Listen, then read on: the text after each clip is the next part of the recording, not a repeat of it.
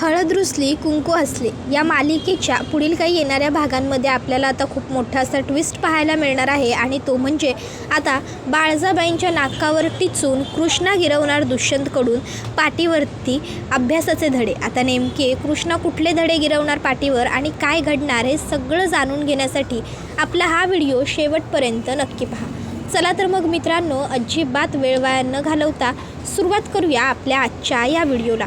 तर आतापर्यंत आपण इथे पाहिलेलंच आहे की दुष्यंतने कृष्णाच्या वाढदिवसासाठी एक जबरदस्त बेत आखलेला आहे आणि तो म्हणजे पोपटी। आणि कृष्णाच्या आवडीची पोपटी आता दुष्यंत हा स्वतःच्या हातांनी बनवत आहे। तर त्याला आता त्याचे वडील म्हणजेच अढळराव हे गाईड करतायत की कसं काय करायचं असतं, कसं काय। आणि आता दुष्यंत हा मातीत हात घालतो या गोष्टीचा अढळरावांना रास्त तितका आनंद झालेला असतो आणि मदतीला त्याने घेतलेला असतो तो म्हणजेच कृष्णाचा भाऊ बंट्या याला। आता बंट्या आणि दुष्यंत त्याचबरोबर अढळराव आणि रामू काका हे सगळेजण मिळून अगदी छान आता बनवत असतात पोपटी। सगळं वातावरण मंगलमयी असतं, सगळे आनंदी असतात। दुष्यंत कृष्णाचाच विचार करत असतो, पण बाळजाबाई यांनी मात्र ठरवलेलं असतं की काहीही झालं तरी मी त्या कृष्णाच्या आनंदावर विरजण टाकल्याशिवाय गप्प बसणार नाही। म्या कृष्णाला एवढ्या सुखासुखी तिचा ह्यो वाढदिवस साजरा करून देणार नाही जर तिच्या या वाढदिवसाचा आणि आनंदाचा म्या इस्कोट केला तर म्या भी नावाची बाळजा नाही, समद्याचं मातेरं करणार, समद्याचं वाटोळं करणार आणि त्या कृष्णेच्या चेहऱ्यावरचा आनंद म्या हिरावून घेणार असं आता बाळजाबाई स्वतःशीच म्हणत असतात। मग त्या आता लगेच जयकांतला सांगतात, जयकांत एक काम कर, काय बी झालं अगदी काय बी तरी त्या कृष्णीचा वाढदिवस खराब होईल याची पुरेपूर काळजी घे। त्या पोरीच्या चेहऱ्यावर आनंद येता कामा नये। दुष्यंतच्या आयुष्यात मला तिला राहू द्यायचं नाही आहे, पण सध्या जोपर्यंत इलेक्शन होत नाही, आम्ही निवडून येत नाही, तोपर्यंत ती पोर म्हणजे आमच्या पायातला काटा आहे। ती देशमाने बाई तिला तिच्या पार्टीत करून घेईल म्हणून आम्ही तिला या घरची सून म्हणून आणली आहे, हे आम्ही विसरलेलो नाही। तिने आमच्या लेकाचा जीव वाचवला म्हणजे आम्ही तिच्यावर खरोखर आमचा जीव ओवाळून टाकू असं होऊ शकत नाही। म्या बाळजाबाई आहे आणि बाळजाबाई जे सौताला हवं असतं तेच करते। त्याबरोबर इकडे आता कृष्णा ही खोलीमध्ये बसलेली असते आणि आता दुष्यंत तिच्याकडे येतो आणि तिला कृष्णा खाली चल, खाली बघ केवढं मोठं भांडण झालं आहे असं म्हणतो।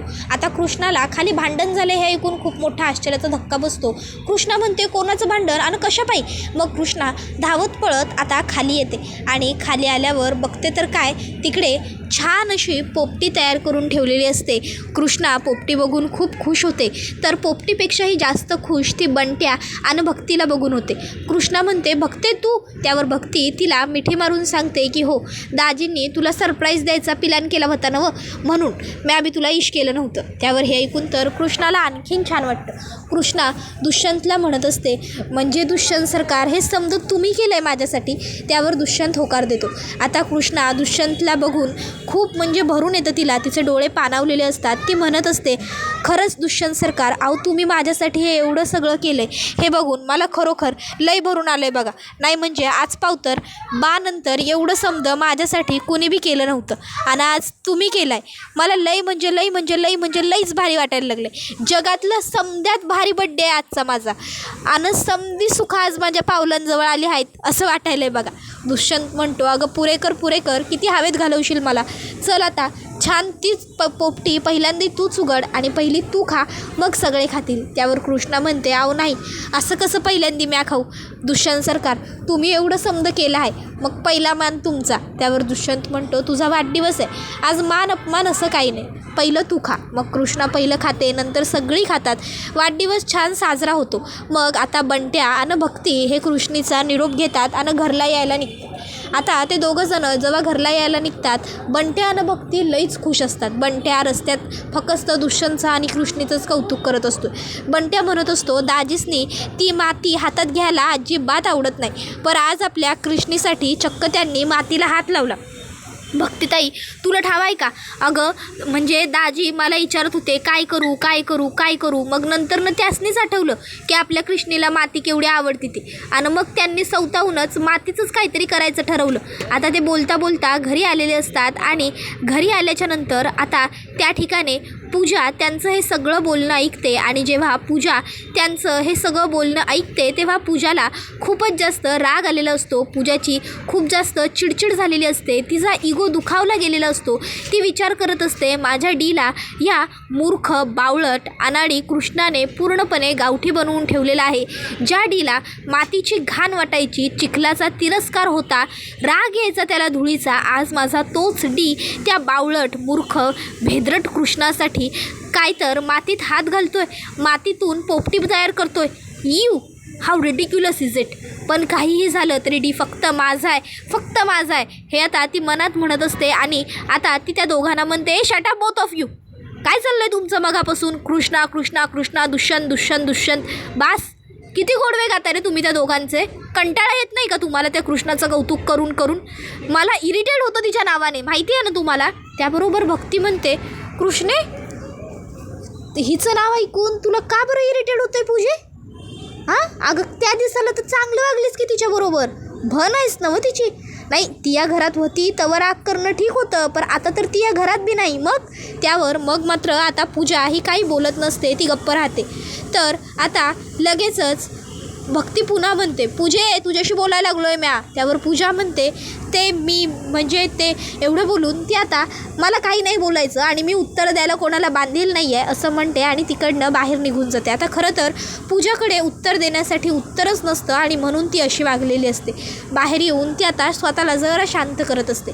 तर इकडे कृष्णा ही बाळजाबाईंच्या खोलीमध्ये दुसऱ्या दिवशी बाळजाबाईंना चहा द्यायला चाललेली असते. आणि चहा द्यायला जात असताना आता तिच्या कानावरती बाळजाबाईंचे शब्द पडतात, ज्यामध्ये बाळजाबाई ह्या आता मैनावतीजवळ बोलत असतात. आणि आता त्या मैनावतीला सांगत असतात की त्या कृष्णीला म्या माझ्या घरची सून म्हणून कधी बी स्वीकारणार नाही. त्या पोरीला ह्या घरात आणण्यामागचं माझं फक्त एवढंच धोरण होतं, ते म्हणजे माझं राजकारण. राजकारणात मला जिंकायचं होतं. राजकारणात जिंकण्यासाठी कधीकधी अशा छोट्या मोठ्या बळी द्याव्या लागतात. त्या पोरीची म्या माझ्या राजकारणासाठी बळीच दिलेली आहे. म्या माझ्या दुष्यंतच्या आयुष्यात तिला कधी बी नांदू द्यायची नाही. ती माझ्या दुष्यंतला साजेशी सोबेशी नाहीच आहे. ह्या घरात जी पोरी येईल ती या घराला शोभल अशी, रांगडे पाटलांची सून वाटेल अशी पोरी येईल. ती कृष्णा माझ्या दुष्यंतसाठी बी योग्य नाही आणि या घरासाठी बी. एकदा का इलेक्शन झालं की त्यानंतर त्या कृष्णेला म्या या घरातनं फरफट्टच बाहेर काढणार.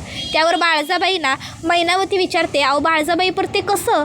त्यावर मैनावतीला बाळजाबाई सांगते इलेक्शनला अजून 6 महिने बाकी आहे, तोवर म्या रोज असं काहीतरी करत राहणार, थोडं थोडं थोडं, ज्यानं दुष्यंतला स्वतःहूनच असं वाटणार की कृष्णी त्याच्या बायको होण्याची लायक नाही. आणि म्या दुष्यंतला इलेक्शन होऊच पावतर हेच समजवणार की आपण तिला एक संधी देऊ, आपण तिला एक संधी देऊ. म्हणजे कृष्णीच्या नजरेत म्या चांगली राहणार, दुष्यंतच्या नजरेत बी हेच राहणार की म्या किती चांगली आहे, म्या कृष्णीला किती सांभाळून घेतो. आणि एकदा इलेक्शन झालं म्या निवडून आलो की मग म्या कृष्णीला तुझी लायकी नाही म्हणून घराबाहेर काढणार. शेवटी ती बी स्वतःलाच दोष देत बसणार आणि ती या घरातनं कायमची हाकलली जाणार. त्याबरोबर कृष्णा त्या ठिकाणी येते आणि बाळजाबाईंना म्हणते असं काय बी नाही होणार आणि ह्या घरातनं म्या कुठं बी नाही जाणार. त्याबरोबर आता बाळजाबाई समोर बघतात तर समोर कृष्णा असते. कृष्णा म्हणत असते कशापायी वागला तो असं? काय मिळालं काय तुम्हासनी एवढं खोटं वागून? अहो देवासारखं पुजलं होतं ना व म्या तुम्हासनी, मग कशापायी? काय गरज होती माझ्याबरोबर आणि दुष्यंत सरकारांबरोबर बी एवढं खोटं वागायची? अहो स्वतःच्याच लेकाच्या आयुष्याची ही अशी माती करायला निघालात तुमच्या त्या राजकारणापायी. अहो काय मिळालं तुमचं माझं दुष्यंत सरकारांचं समद्यांचंच नुकसान करायला निघालात की. पर नाही, आता माझं आणि दुष्यंत सरकारांचं लगीन झालं आहे. आता आमची गाठ 7 जन्मांसाठी जोडली गेल्या आणि म्या ती अशी सहजासहजी तुटू द्यायचो नाही. तुमचा खरा चेहरा म्या आणणार दुष्यंत सरकारांमोरं. एवढं बोलून कृष्णा तिकडनं चाललेली असते. त्यावेळी बाळजाबाई कृष्णाला म्हणतात फसशील, माझ्या लेकाला माझ्या विरुद्ध भडकवायचं असेल तर फसशील. नाही तू ठीक सांगशील ग माझ्या लेकाला माझ्याबद्दल सत्य, पर माझ्या लेकानं विश्वास ठेवायला हवा ना तुझ्यावर. तू पुराव्यांच्या अभावी हरशील, घराबाहेर पडशील आणि म्या ह्याच घरात राहणार. हे सगळं ऐकून मैनावतीला तर एकदम भारी वाटत असतं. तर कृष्णा म्हणते, सपान बघू ना घासा बाळजाबाई, म्हणजेच माझ्या लाडक्या सासूबाई, सपान आता तुम्ही. नाही, मला मान्य आहे दुष्यंत सरकारांचं तुमच्यावर म्हणजे त्याच्या आईवर लई प्रेम आहे, लई त्यांचा तुमच्यावर विश्वास समद मंजूर आहे. पर इतक्या बी भरमात राहू नका आणि एक खुणगाट डोक्यात कायमची फिट्ट बांधून घ्यायची.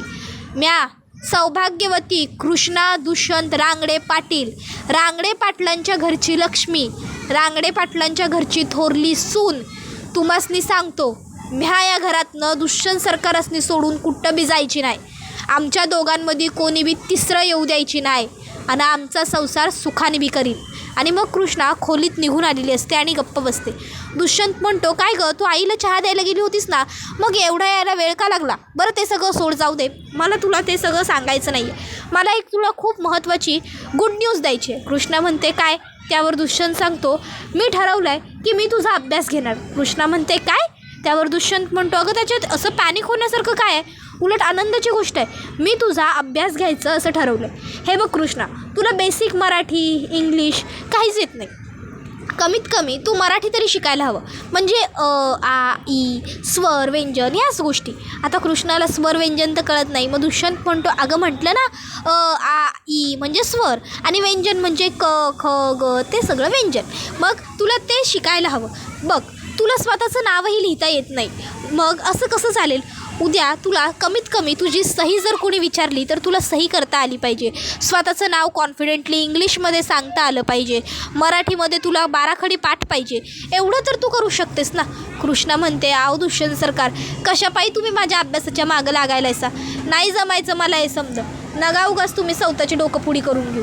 आहो मी कायम चिखला मातीत वाढलेली पोर आहे, मला कुठं या गोष्टी जमायच्या आहेत? हे अभ्यास बघा आपल्या बसची बात नाही. आपल्याला तुम्ही एका दिवसात अख्खं शेत नांगरून काढायला सांगा, ते जमल. अख्ख्या दिवसात पेरणी करायला सांगा, ते जमल. दिस उगवायच्या आधी शेतात जाऊन उभं राहायला सांगा, ते बी जमल. पण हे शिक्षण अभ्यास हे समजा आपल्या डोक्याच्या वरनं जाते बघा. त्याबरोबर दुष्यंत म्हणतो, कृष्णा अगं असं बोलून कसं चालेल? प्रयत्नच केले नाही तर अभ्यास आपल्याला येतोय की नाही हे कसं कळेल? आणि मुळात अभ्यास काही ही अशी डायरेक्ट येण्याची गोष्ट नाहीच आहे, त्याच्यासाठी प्रयत्न करावे लागतात, एफर्ट्स द्यावे लागतात, कष्ट घ्यावे लागतात, त्याच्यानंतर येतं. आणि मला सांग, जेव्हा तू शेतात गेली असशील तेव्हा तुला डायरेक्ट थोडी ना शेतीची तरी सगळी कामं आली असतील, पहिलं तुला शिकावंच लागलं असेल ना शेतीचं कामसुद्धा. मग तसंच अभ्याससुद्धा आधी आपल्याला शिकावा लागतो.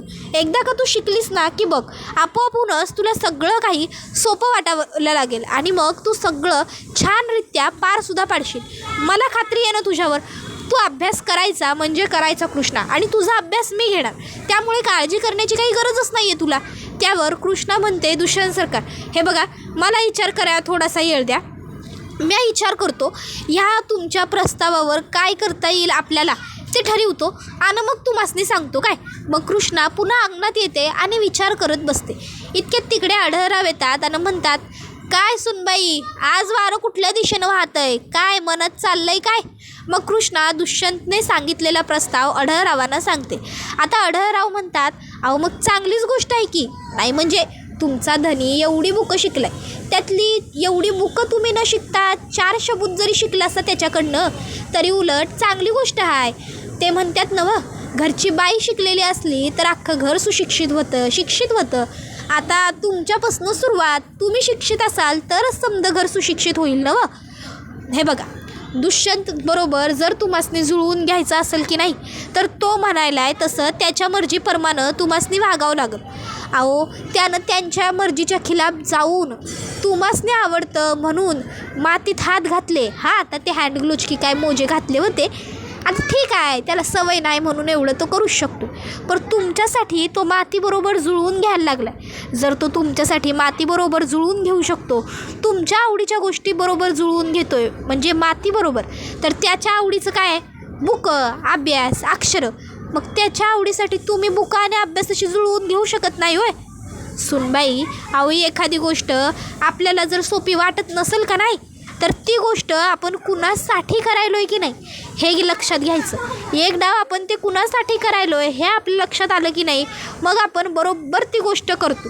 त्या गोष्टीत करताना आपल्याला होणारा त्रास, दुःख, वेदना आपण समजा विसरून जातो आणि व्यवस्थित ती गोष्ट पार पाडण्याचा पुरेपूर प्रयत्न करतो बघा. आणि राहिला प्रश्न, तुम्ही बुक शिकायचा की नाही शिकायचं. आम्ही काय तुमच्यावर जबरदस्ती करणार नाही. शेवटी तो तुमच्या नवरा बायकोचा आपसातला प्रश्न आहे. पण एक गोष्ट सांगतो, तुम्हासनी जर दुष्यंतबरोबर जास्तीत जास्त वेळ घालवायचा असेल, तुमच्या संसाराला आकार द्यायचा असेल, तर हा तुमच्यासाठी उत्तम पर्याय आहे. मग कृष्णाला सुद्धा वाटतं की हो, थोरले सरकार बोलायले ते बरोबर आहे. बाळजाबाईंना मी ओपन चॅलेंज तर केलं की दुष्यंतबरोबर मी सुखाने संसार करून दाखवणार, मी दुष्यंतबरोबर आयुष्य घालवणार वगैरे. पण जर मला हे चॅलेंज जिंकायचं असेल तर मला दुष्यंत सरकारांच्या सतत बरोबर राहावं लागेल, त्यांच्या अवतीभोवती असावं लागेल. आणि मला त्यांच्या अवतीभोवती तेव्हाच राहता येईल जेव्हा त्यांचं आणि माझं एकमेकांकडं सतत काम लागेल. आणि मी शिकायला जेव्हा सुरुवात करीन तेव्हा म्या मुळातनं सुरुवात करीन. म्या अनाडी आहे हे त्यासनी ठाव आहे, त्यामुळं ते बी मला पहिल्यापासून समज शिकवायला सुरुवात करतील आणि मग ते मला येळ देतीलच. मग कृष्णा दुष्यंतकडे येते आणि दुष्यंतला सांगते, दुष्यंत सरकार, मला तुमचा प्रस्ताव मान्य आहे, तुम्ही घ्या माझा अभ्यास, शिकवा मला. त्यावर दुष्यंत म्हणतो, काय खरंच? Very good Krishna, very good. तू हे जे येऊन बोलली आहेस ना माझ्याकडे ते मला खूप आवडले. हे बघ, तू अजिबात घाबरू नको, अजिबात काळजी करू नको. मी आहे ना, मी तुला अगदी बेसिकपासून शिकवेन. अगदी आईपासून सुरुवात करू आपण, मग 2 अक्षरी शब्द शिकू, मग 3 अक्षरी शब्द शिकू, मग जोड शब्द शिकू. असं करून मग आपण वाक्य वाचायला शिकू. असा प्रवास गाठायचा आहे आपल्याला. मी तुझ्यावर कुठल्याही पद्धतीची जबरदस्ती करणार नाही या अभ्यासासाठी, कळलं? आजपासून तुझी शिकवणी सुरू. आणि मग दुष्यंत कृष्णाला खोलीतच आई शिकवायला घेतो आणि हा व्हिडिओ इथेच संपतो. व्हिडिओ आवडला असेल तर व्हिडिओला लाईक करा, चॅनलवर नवीन असाल तर चॅनलला सबस्क्राईब करा आणि बेल आयकॉन आठवणीने प्रेस करा, जेणेकरून तुम्हाला पुढच्या प्रत्येक व्हिडिओचं नोटिफिकेशन मिळत जाईल आणि सर्व व्हिडिओंचा आनंद हा अगदी उत्तम पद्धतीने घेता येईल. चला तर मग मित्रांनो, आजच्या पुरतं इथेच थांबूया. पुढचा व्हिडिओ येईपर्यंत या व्हिडिओचा छान पद्धतीने आनंद घेत राहा. टाटा, बाय बाय, धन्यवाद, take care all of you. हळद रुसली कुंकू हसले ही मालिका तुम्हाला कशी वाटते हे कमेंट करून सांगायला विसरू नका. चला तर मग मित्रांनो, आजच्या पुरतं इथेच थांबूया. धन्यवाद, take care all of you.